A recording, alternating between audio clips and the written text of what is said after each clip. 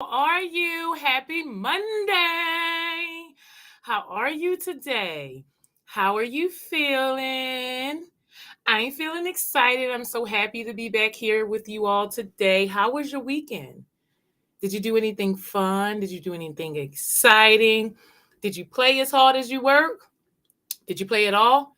Did you de-stress? Share with me in the chat what you did this weekend to de-stress, to play as hard as you work. Were you ready to come back to work this morning when the alarm went off this morning? Were you excited to go back to work? Share with me if you were excited this morning to get up and go back to work. What did you do this weekend? Share with me what type of play did you participate in this weekend to make you ready to come back to work today. Yes, where do you live? I live in Raleigh. Where do you live? Write in the chat where you live. I live in Raleigh. And write how you're feeling. I live in Raleigh. I am feeling excited. I hope you are. I have 12:04, so I'll just wait about 5 more minutes and then we'll get started. I hope you are enjoying your day. I hope you're rocking the day. Today is the beginning of the week if you work in corporate America. So I hope you were excited and did something this weekend that prepared you to be engaged and productive when work started today. So right now I have 12:05. I'm going to go ahead and get started. Welcome, Work Life Warriors, to your wellness work chat. Stress management is the topic. And also, I give a tool, tip, trick, or technique to help you manage stress on Mondays. So, I am Ebony Davenport. Welcome. I teach stress management. I show people how to utilize fun management solutions to decrease stress and counter burnout so that we're happier, healthier, and well balanced. I use over 50 tools, tips, tricks, and techniques to manage stress. But today we're going to be talking about journaling. Yes, that is a powerful stress management technique that we do not utilize. I remember as a kid, many people had journals, but as you age, you no longer journal anymore. And journaling is so important in many different ways. It helps you to reduce stress and cortisol in your body. So it's so important to get the thoughts out of you. And so we're going to start off with some stress education first, and then we'll talk about the benefits of journaling. So what is stress? Everybody knows what it is, but it's kind of hard to talk about, right? We all have different definitions and ideas of stress. There isn't one single unifying definition of stress in the literature. In Eastern philosophy, is considered the absence of inner peace. In Western culture, it's considered the loss of control. Stress is problematic because it's ambiguous, right? Stress definitions differ, stressors vary, affecting people's mind and bodies differently. So there's so many different perceptions of stress and how it affects your body. So what I like to do is blend the Eastern philosophy and the Western culture's definition of stress and say that stress is feeling out of control instead of inner peace. So there are two steps,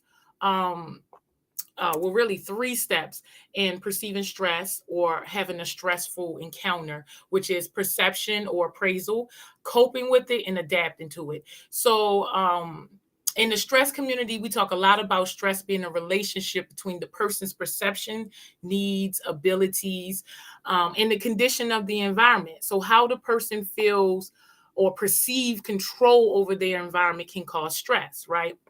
There's two types of stress. There's distress, and distress is kind of the stress that we talk about when we say, I'm stressed out, this is stressful. It's the negative form of stress. And then there's eustress, and that's all the positive things like graduation and vacations and promotions. And both affect your body, whether it's positive or negative stress. It affects your body depending on the severity, the duration, and the frequency. So even if you're just getting constant good news, let's say you get a life-changing, or you get life-changing news every week for 1 year, And all of the life-changing news is good for you, but still 52 major milestones in your life in 1 year, whether they were good for you or combination, is a lot of stress, right? So it doesn't matter per se if the stress is good for you or bad for you. What matters is how you recover in between, and how long do you have to recover before the next stressful event, right? So that's where stress management comes into play. Stress management is honoring the pause. It's changing from stimulus pause respond to stimulus. I'm sorry, from stimulus pause react to stimulus pause respond. Stress management is practicing mindfulness and prevention. One way to reduce stress is through journaling. Journaling can be your best friend. With the help of your journal, you can find a confidant and a safe space to express yourself without fear of judgment or punishment. You can express your challenges and kind of just work through them. It feels nice to put all your ideas and feelings on paper and out of your head so that you can have some mental clarity, which again, that in itself is priceless. We have a lot of chatter going on in our brain often all day. If you're not practicing meditation, your brain is constantly chattering, whether it's chattering something positive or negative, completely depends on you. But unless you have kind of figured out how or put in a practice to calm your mind, there's always mental chatter, right? And it stands in the way of you having clarity. So if you can just get it out your head and down on paper, it just gives more freedom, more space in your mind where you can kind of focus on what you want to put in or what still needs to be resolved. The world appears to be different, especially as an adult. We have these feelings of the world is not what we imagined it to be when we were children. We had a different understanding of the world. And so now, being in this world that you don't really have control over brings feelings and emotions that many of us do not work through. We kind of just distract ourselves or bury them or pretend like it doesn't exist, but that does not affect or it doesn't stop the effect that it has on your body, your well-being, your mentality. Just the relationships you have around you. So it's your responsibility to kind of get these ideas and how you're feeling out so that, you always know where you stand and you can present who you are and what type of ideas that you have to the world in a clear and concise way. So understanding your ideas and feelings more clearly comes through writing them down. So if you haven't, taking the time just to kind of sit in and reflect how you're feeling and then take the time to actually write it out, you may not be aware of how you're feeling about anything that's going on in your life. And it is your responsibility to unpack your feelings, to know where you stand so that you can kind of work through it instead of distracting yourself. So keeping a journal can aid in gaining control over your emotions and enhancing your mental health. If you are experiencing stress, despair, or worry, journaling is a very, very, very, very great tool for it because it allows you to work through whatever it is that you're feeling and acknowledging it and making a plan to resolve the issue. So writing is a route to healing emotionally, physically, and psychologically. Stress often comes from emotional blockages and overthinking hypotheticals. So you're either stuck in the past, thinking about what happened to you, or you're in the future, thinking about what could happen to you, or you're replaying something that just happened to you, and you're not in the present moment, right?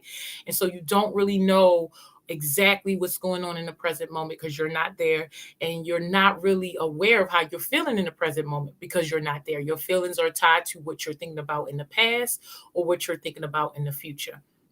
So journaling is a way to help you stay in the moment, for you to notice what is going on around you and how you're feeling. When we translate an experience into a language, so um, we of course had feelings and emotions before we were ever able to express them, and so just the step of expressing them is therapeutic, right? But um, when you think about your experience, when you analyze it and you put words to it, you make the experience graspable, right? You make it so that you can unpack it, you can understand it, you can take the lessons that you were meant to get, or you think you were meant to get, because you can never really know the experience is happening to you. So you take what you need from it and disregard the rest, right? Instead of holding on to what should be disregarded and keep replaying it over and over and over and over and over. Once you are able to get what is needed out of your mind and work through it, you free yourself. You free yourself from your mental trauma, from the mental chatter, from all of the things that's keeping you from being in the present moment. Journaling about a positive experience allow your brain to relive it and reaffirms your ability when the ugly head of self-doubt reappears. So there's a strong connection between happiness and mindfulness. So you can only be happy in the present moment. You can't be happy in the future, and you can't be happy in the past. You only can be happy now, right?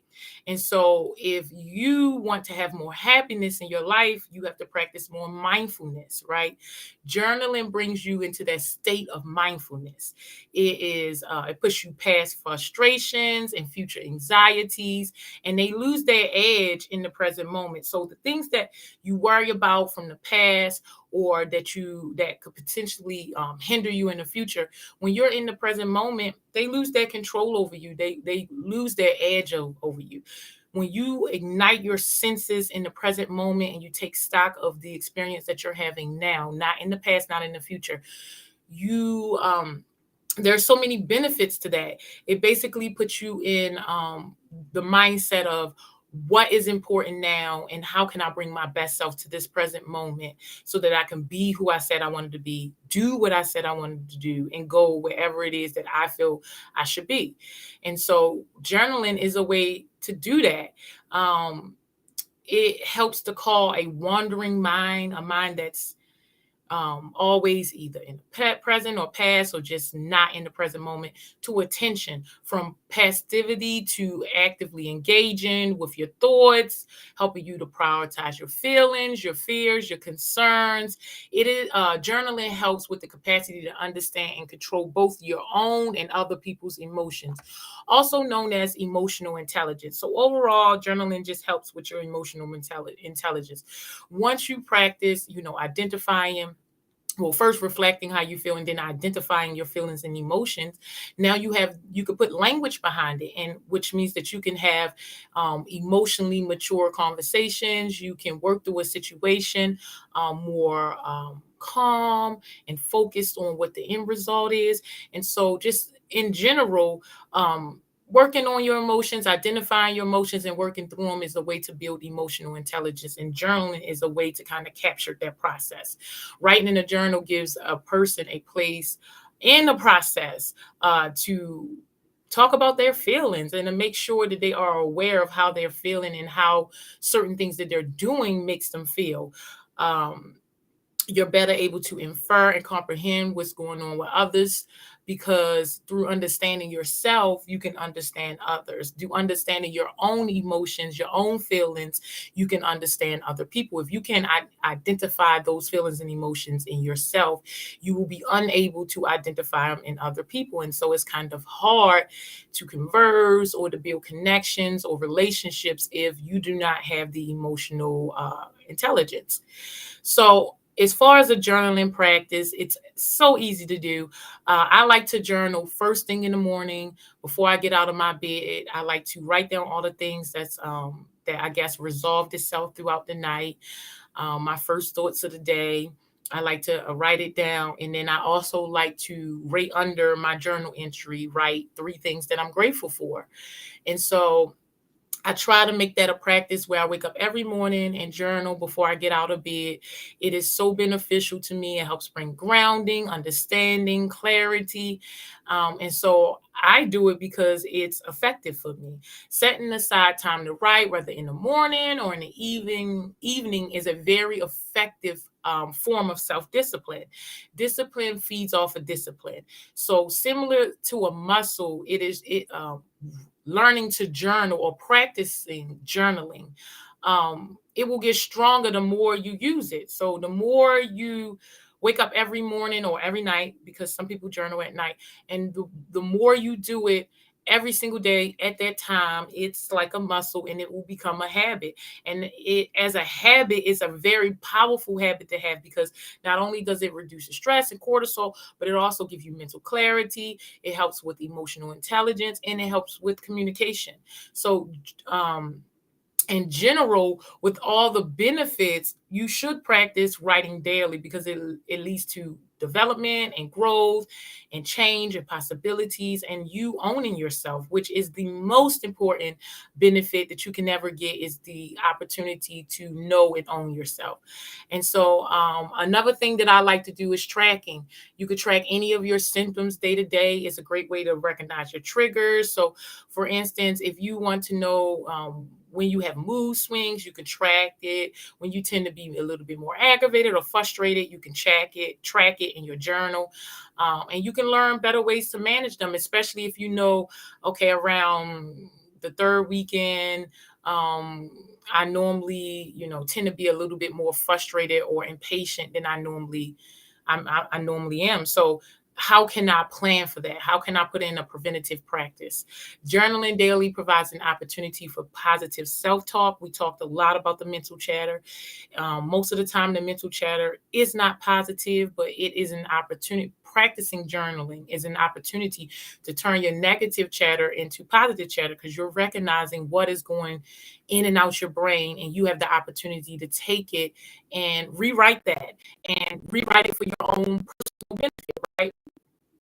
So it helps you to identify thoughts and behaviors. So you're doing something that is not beneficial and you would like to change, then you have a way to kind of track it and know what is going on so that you can show up differently. So you don't have to day in and day out do the things that you don't want to do. You kind of have a record and you know what it is that you want to accomplish and how you can do it. So this is the takeaway. A great way to make sure that you are progressing personally and professionally in life is to keep a record. Look back at where you were several years ago and see if your beliefs, attitudes, and habits have changed. Most importantly, see if your emotions have changed on the topic because of journaling. I know that that is the case for me. I would go back. So I've been journaling my entire life. I do take breaks where I'm not as disciplined as I should, but I've been journaling my entire life. And yeah, so I go back and I look at the things that I said my younger self, the ideas that I had, the things that I thought, I understood that I clearly didn't understand. And it is a way for me to gauge that I've grown, that I've developed, that I'm moving along my milestones.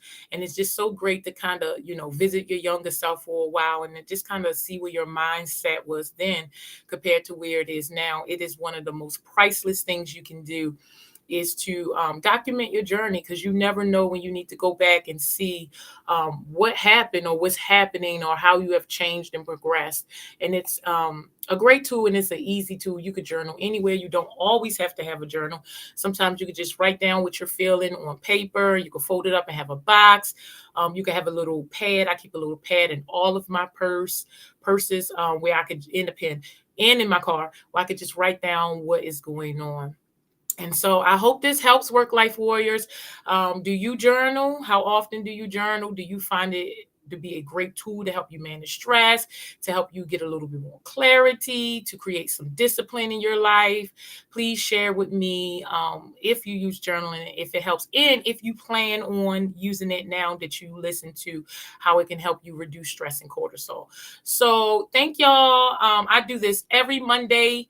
I give a new tip, trick, tool, or technique to help you manage stress. And again, today's topic was journaling. On Wednesdays, I do a wellness work break. So we do about 10 to 15 minutes of deep breathing at noon. On Fridays, I do a funny Friday, which is normally laughter yoga, but I have other things that I do, but it's mostly laughter yoga. So come and join us on Friday for some laughter yoga. Also on Sundays, I teach laughter yoga for free at Shelly Lake from 9 to 10. We normally do a walk around first.